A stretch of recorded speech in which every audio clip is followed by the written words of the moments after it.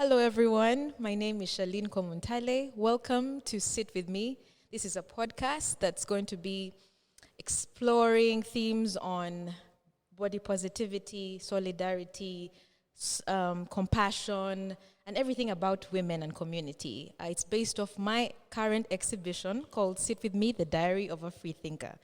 Our guest right now is Lisa Kanyomozi. I would love her to introduce herself because she's phenomenal, and I can't say it all at once. So yeah, you're welcome, sweetheart. Oh, guys, hi. I'm also shy. I don't know why I'm shy right now. But hi, everybody. I am Lisa Kanyomozi Rabwoni. I am many things. I wear many hats. I am in the media. I'm a content creator, also working with a content hub at the moment. I am a business owner, which is my pride and joy. It's a business called OBONIIRE. We do Afro-centric fashion. So from everything I'm wearing now to head wraps, we do a lot, and a lot is coming. I also run Amaka Interiors, which is an interior decor business. I run a charity foundation. On, girl. I run a charity foundation called Yambi Community. Yambi is derived from the Rotoro word of Yambi, which means to give help, and we work with communities to change communities. I also, I'm a creator under Conversations with Kanyomozi, which is a podcast, as well as Rides with Rabwoni, which is a segment on my Instagram channel. So yeah, I think I've tried. She has done it all. A jack of all trades. A jack of all trades. Can we say jack? Yeah, a Jane of all trades. It's so good to have you here. Thank and you. thank you for always inspiring me and giving me legitimizing my thoughts, And today we're going to be discussing body positivity. First of all, the fit is fire. We have to recognize. Thanks. I've been in the gym, guys. So my very first question for you is why the allure of beauty is so powerful. Okay. So when I saw that question, I was like, how do I even answer? How do I begin? But to give context to the listener that's probably not run across my page, I am what people call one of the most vain people alive. Like, I'm a hot babe, and I don't care about your opinion. But I think it is derived from, a lot of the times we are told, like, beauty standards are set, and people tell you what is beautiful about you, what is not, what is attractive about you, what is not. And growing up, I've always been on the plus size, and people are like, oh my God, your stomach, oh my God, you're this, you're that. So for me, I started telling myself, no, you're beautiful, until I believed it, and now it's just my mantra. And that also just helped me become more confident, or just fight the bullets more when people come and they're trying to talk. It's in my head, I am beautiful. I don't know about your opinion. You can keep it to yourself. Yeah. So that's why it's so powerful. It gives you a place to stand when there's so many outside voices telling you differently. It just, because you're the holder of your stories, so why should someone else change that? And unbeknownst to many people, not feeling confident in yourself, not feeling powerful in yourself, it affects every single part of your life. Agreed. So yeah. I love how you've pointed that out and looked at it as a positive, because in the world that we live in today, the allure of beauty based on the standards gets you into places. Yeah. There's pretty privilege. Yeah, this is true. Yeah, people get into rooms and because of their beauty and the perception that because you look a certain type of way that you have positive characteristics. How can you assume because someone is beautiful they are kind? Yeah, they're kind. Compassionate. No, that's Compassionate. Yes, and so I guess we have to see people beyond what they look like. Exactly. And beauty is more than just the physical. And I love how you pointed that out. Yes, it is. So could we go on to the next question? So what are the most common misconceptions on body positivity? I had two at the top of my mind. I have two at the top of mind. The first one is because I'm content with my body, I don't want to change it. So a lot of people say if you are plus size or your body is a type of way and you've accepted it, like this is who I am, this is what God gave me, they think because of that you you don't go ahead to improve it or to get better or to feel better about it, which is a lie. Even if you're content with your academics per se, or if you're content with your work, it doesn't mean in 2 years or 3 years you're not going to work on improvement around it. Body, I think another misconception is that you can be okay when you don't feel. I don't know. I'm trying to place the correct way to line it, like. How you feel about your body doesn't affect how you feel about everything else, which is a lie. I think, and this is something that I've learned from last year to this year. So from last year, October, I was in a slump about how I looked. I was just unamused. And I was reading Atomic Habits and a couple of other articles, and things kept on shouting in my face that you have the power to change or to make the certain changes. And then I started like a health journey, like a fitness journey, and I'm just being more intentional about my body, about working out, about what I put into it and things of that sort. I feel so much better, but then also it just makes me, it takes me to, like I'm more confident and then I'm doing more and I'm more present. Even with the fact that I run a clothing brand, like I'm more intentional about what is going out in the collections because of how I'm feeling about my body now. Yes. So yeah, I think those are the two. When you say that, you're telling me that body positivity is actually a holistic experience. Yes. And the perception that because you've accepted, because there's self-acceptance, there's no self-improvement. Yes. And that's actually really wrong. Yeah. Another one that stands out to me that it's only for women. This is true. This is true. Like, really? Yeah. I true. think men also struggle with that. And that it's anti-health. Yeah. And yet the reality is that people are now choosing what their value systems and choosing to pay attention to everything, including their mind, because their mind is an important aspect of how you see yourself. Exactly. I love that you pointed that out. Yeah. Girl. Anyway, any other that comes to mind? No, not the top of mind. I think those are the two that I've experienced and I've learned from and I'm living from right now. Yeah. So yes. Okay, great. So can you share some experiences into society's perception of beauty and how it has affected your self-esteem and body image? We spoke about pretty privilege. I think for the longest time,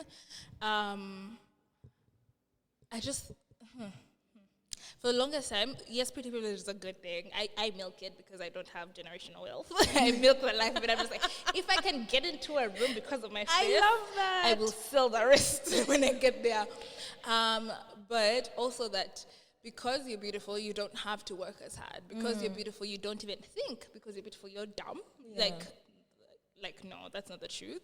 But then also for a long period of time, that it made me feel like, okay, should I put in work? Should I put in effort? Because either way, people are not going to see it. They're going to assume that it's because I fit the beauty standards. That's why I'm sitting here. That's why I'm in this room. That's why I'm doing A, B, C, and D. Also, a misconception of it, because I do fit the beauty standards of like the context of the society we live in, is that I'm getting in because I've had an intimate relationship with so-and-so, and that's why I'm sitting in the places I've been in, which is now you're constantly like fighting, like, no. Yeah. You are the hardest worker. Girl, you do everything. Do you think people say that? Did you hear her introduction? Do you think people say that? Yeah. So there is that. The third misconception would be that this actually comes in a relationship. It came from a relationship that I was in where this person assumed that I'm just a trophy. Like you just walk around with it. So that's a societal standard that's placed on people that fit within the beauty standards. The fourth is that, I have a sister. She's fantastic.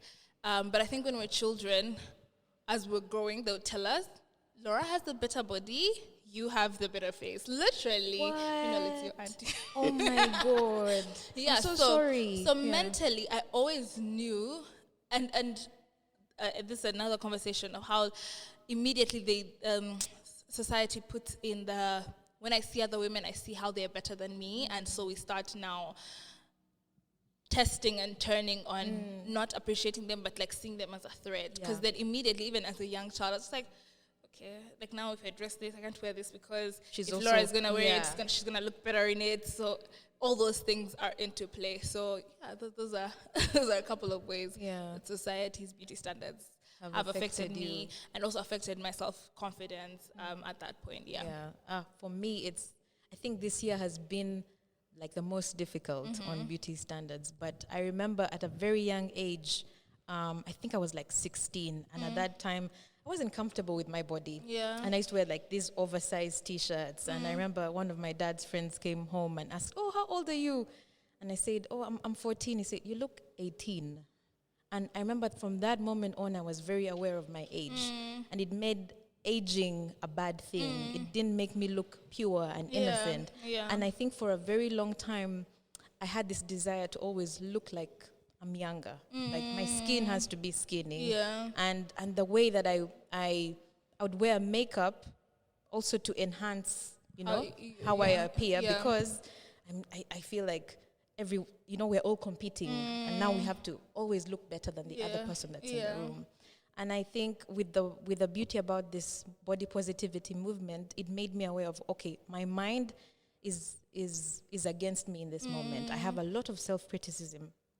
So I said, let me work on my skin instead. And working on my skin made me aware of, okay, my hair and other aspects of me as a whole, and not just necessarily how I present myself so that I can be accepted. It was about now internally being okay with me.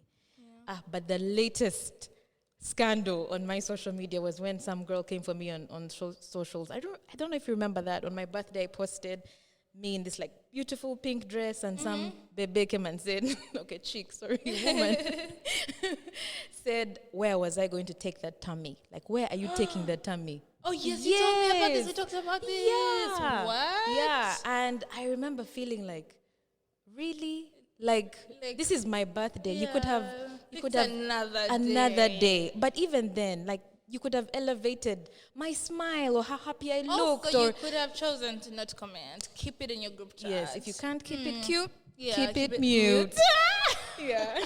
No, you've also touched on that. I think there's a point in time, like 2014 to 2015, where slim was the aesthetic, and my experience at that time was I needed to lose weight because I've always been plus size. I was starving myself till I was fainting in actual places. And girl. But it goes back to the misconception that a certain body type equates to health. Exactly. And that's not, it's not synonymous. This is true. Oh my goodness. Okay, let's move on. So could you explain why empowering the mind about self-love is essential for fostering a positive relationship with one's body? Going back to the first, I think, question and statement that we made on the allure of beauty, your mind is so powerful. Your mind is powerful in how you think and how you interact with others, because if you're not confident in certain things, you're projecting onto other people. It's by nature, it's either or. So if you are not confident in your body, if you're not confident in how in your self-esteem, if you're not confident in how you portray yourself, you're going to keep seeing those, you see those parts in other people and then you project them off. So it's very important for you to learn, unlearn, deconstruct how society has told you should look, how society has told you what is beautiful, battle, like go face to face with your insecurities and say, okay, I'm insecure about this. I keep saying I'm insecure about my breast, for example, because I've always been told this is what perfect breast should look like for an early 20-year-old who's never been a mother, and I didn't fit that. So for the longest time, I'd be the person that's just like, I will wear a short dress for sure. Legs, I'll be legging, but I will never do like anything cleavagey. I would never do any of that sort. And I had to sit down with myself and be like, no. Like you cannot eat tears because of how people have told you what you should look like, what it should be like, A, B, C, and D. So it's important for you to unlearn, reconstruct, deconstruct, change how you think about certain things in order for you to, then it trickles down to how you speak about yourself and how you speak about others. It trickles down to what you do for your body and what you don't do to your body. Exactly. It trickles down to your relationships. It trickles down to your work. But if you've not conquered the mind, then you're not doing anything. Exactly. It's just wasting your time. That's so true. Yeah. You've reminded me of one of my paintings from this series. It's called The Autonomous Dress. It's at the back there. And it has this lady kneeling on the edge of the bed, and she's wearing this corset top that's two sizes, several sizes too small. And the strings of the corset are replaced with measuring tape. Yes. And she's wielding these scissors and trying to cut it. But at the edge of her bed is a book called The Free Thinker. And what I'm trying to explore in that, and what I'm trying to tell people through the painting, is that it's important to read. If you're not, if your mind is against you, put knowledge in your head that is for you. And thoughts, trying to break away from the narrative is going to be hard. And so you have to continue to take in information that is for your benefit than is against you. So thank you for... and that's a part of self-love. And I think most people assume that self-love is about, I go chill day, do my nails. And that's really an aspect of it, but it's also... But I feel like it's the surface doing level, the work, doing the work, And another way, because I feel like there's a point in my life where I was very hard on my body, very hard on like how I felt about it and how I thought about it. And as you mentioned, free think and also reading, the content that you consume goes a long way into fixing or breaking your self-confidence.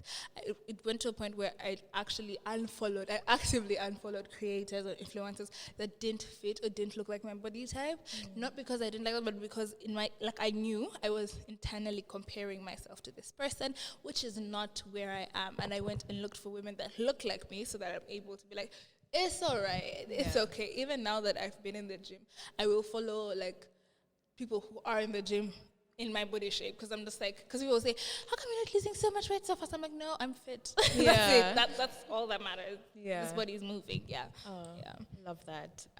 Let's go on to our last question. Already? Actually, we are done. No. Yes. Can we make up more questions? But I guess what I would like to say is that these standards built by society are unraveling quickly. And it's wonderful to be in the generation that is very aware of acceptance and the beauty of inclusivity. And that beauty comes in different forms and is very diverse. I love the painting that's behind you that has this lady unraveling. Is it yarn?